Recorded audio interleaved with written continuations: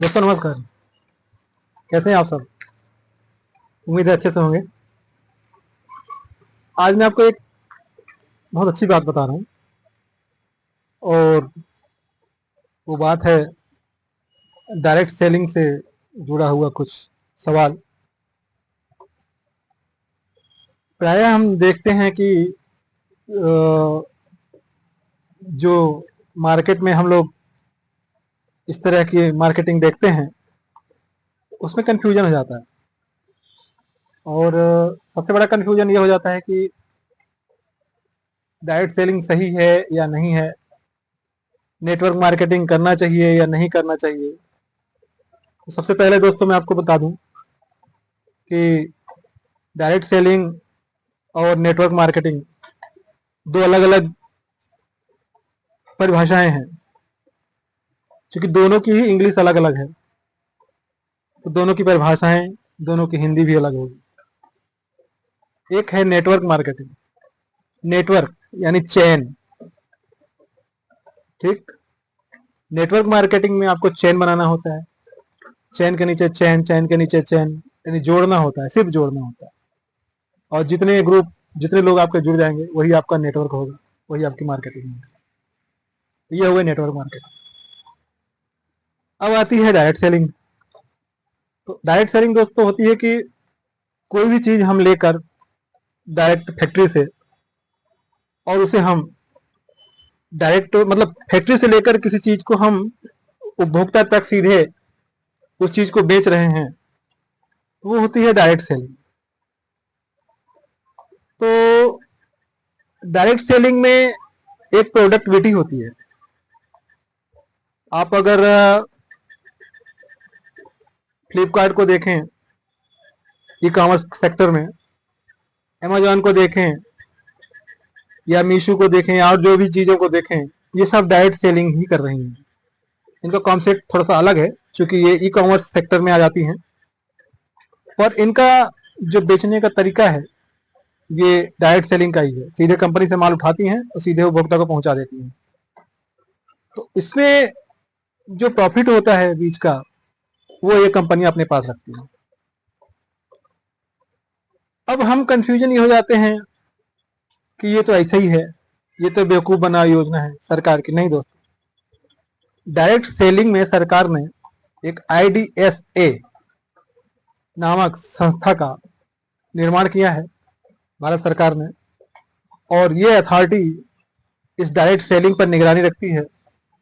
और जैसे बीमा नियामक आयोग है, वो बीमा पर निगरानी रखता है, उसी प्रकार ये IDSA है जो डायरेक्ट सेलिंग पर निगाह रखता है। कौन सी कंपनियां सही हैं, कौन से सही काम कर रही हैं, नहीं कर रही हैं, इस पर ये ध्यान रखता है। और इनकी एक अपनी वेबसाइट है। अगर आपको डायरेक्ट सेलिंग का व्यवसाय करना है तो IDSA की वेबसाइट पर जाकर आप उन कंपनियों को चेक कर सकते हैं। उसमें बहुत सारी कंपनियां आपको मिल जाएंगी डायरेक्ट सेलिंग के लिए, जैसे एमवे है, टपरवेयर है, A1 है, हिली है, Kangen water, energy Kangen water है। इस टाइप की आपको बहुत सारी कंपनियां वहां पर वेरीफाई आपको मिल जाएंगी। अब आपको उनमें से चुनना है कि मैं इनमें से कौन सी कंपनी में डायरेक्ट सेलिंग करूं या ना करूं। ये तो हो गई दोस्तों डायरेक्ट सेलिंग और नेटवर्क मार्केटिंग में अंतर।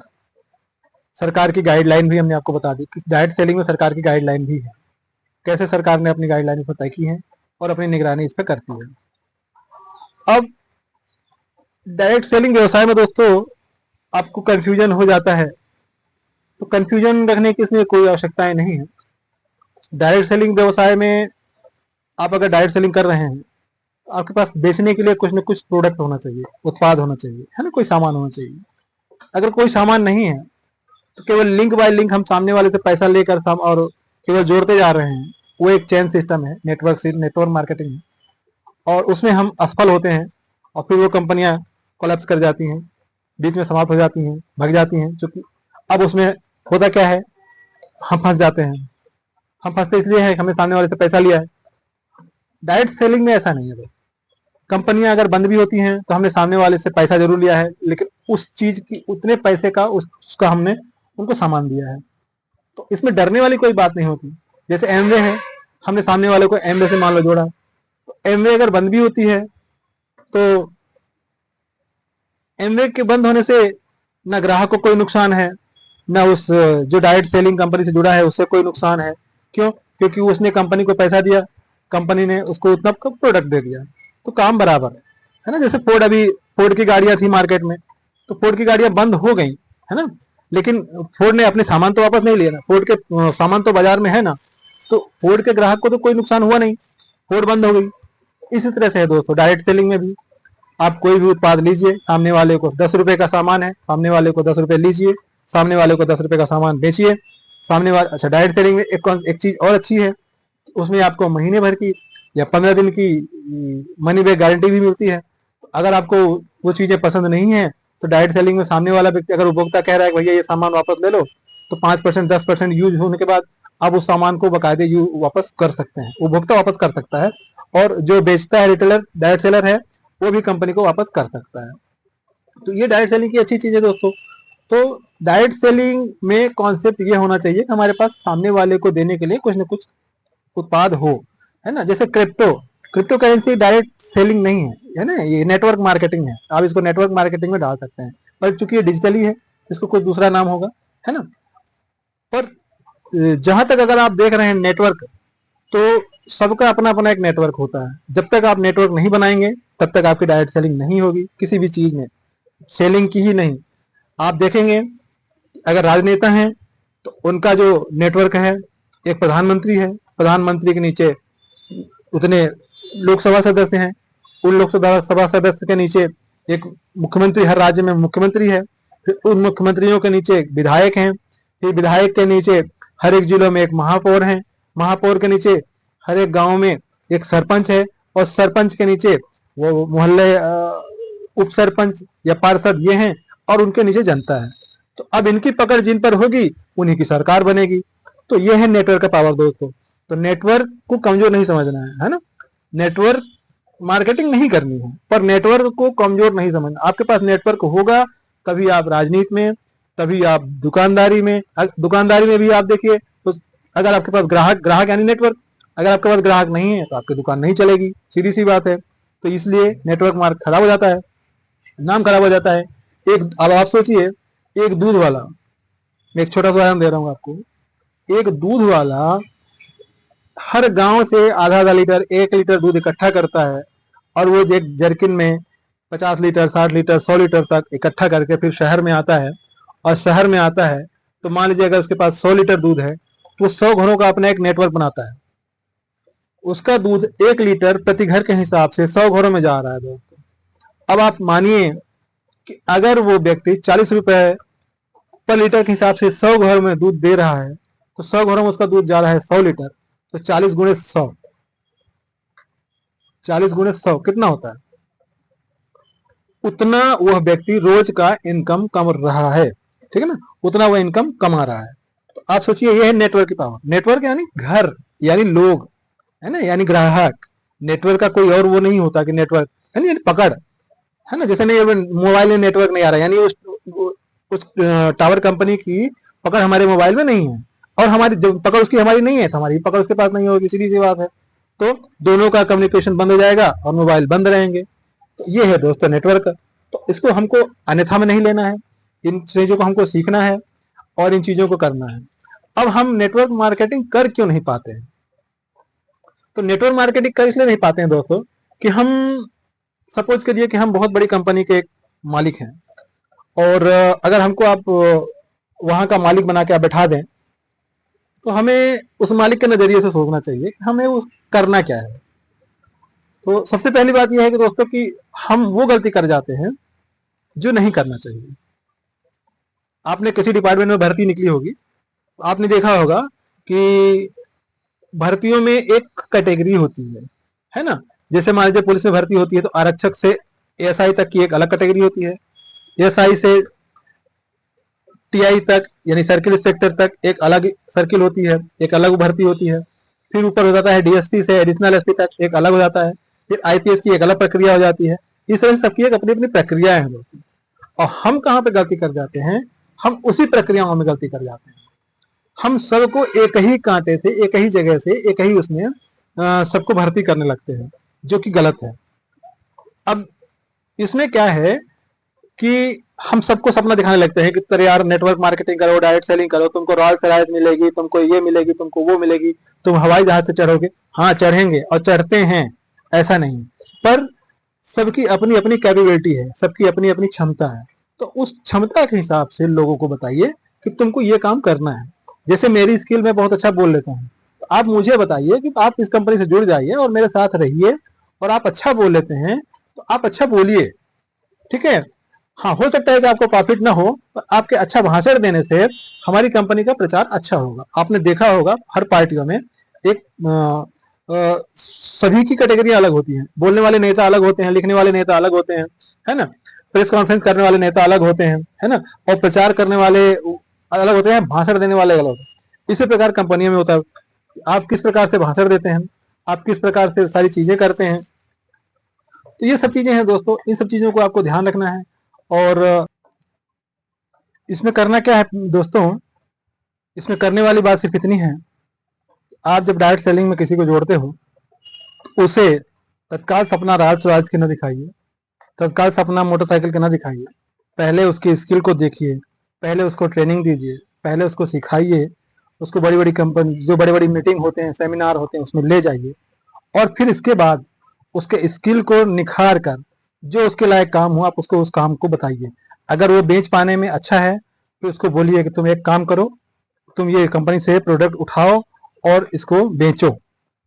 और जैसे कंपनियां करती हैं, बेचोगे तो प्रॉफिट आएगा।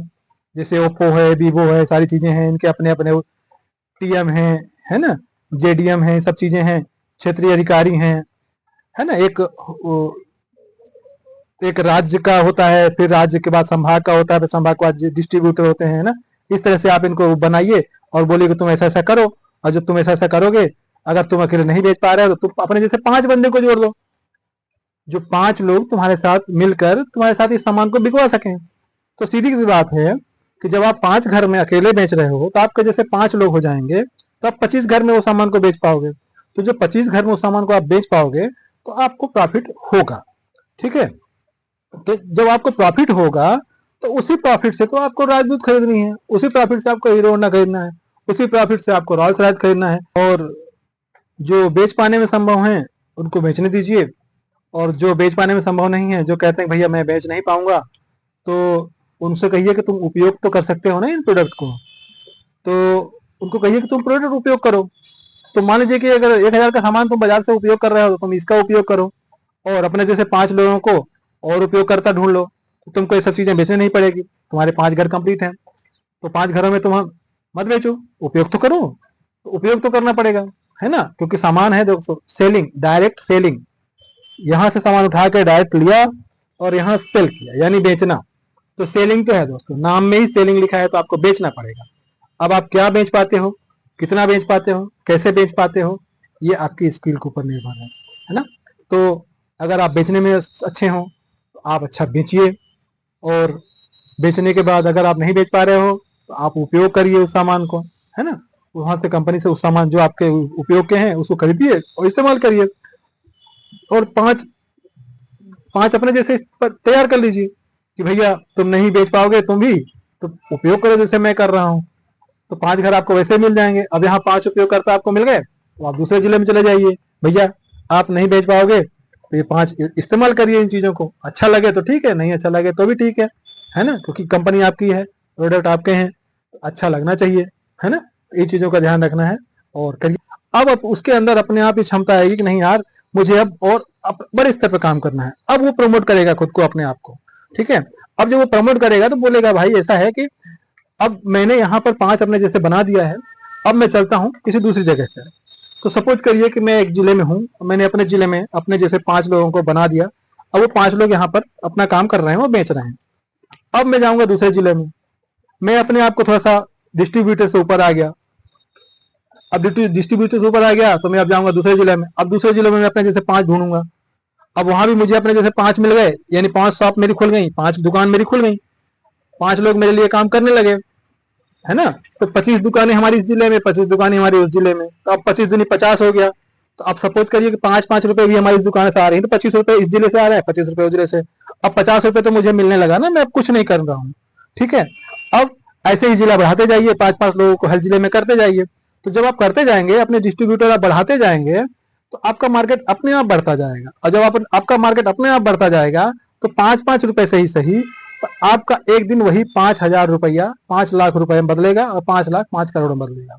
लेकिन आपको मेहनत करनी पड़ेगी जीरो से, और खुद को प्रमोट करके वहां तक जाना पड़ेगा। आप डायरेक्ट सीईओ नहीं बन सकते किसी कंपनी, और सीईओ अगर बन सकते हैं, ऐसा नहीं है कि नहीं बन सकते हैं।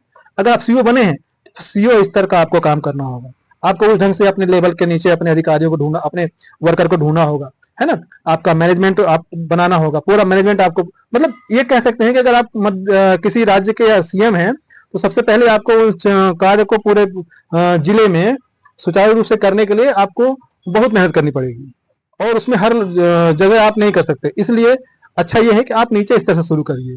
तो आज सपोज करिए कि हमारे राज्य में 45 जिले हैं, तो 45 जिले में अगर आपने 5-5 डिस्ट्रीब्यूटर ढूंढ लिए हैं, तो 5-5 डिस्ट्रीब्यूटर ढूंढ लिया, और 5 का काम है केवल 5-5 घरों में ही अपने सामान को बेचना, ठीक है। और उनको ये काम नहीं है, अगर उनको भी आगे जाना है तो वो भी 5-5 ही करें, ठीक है।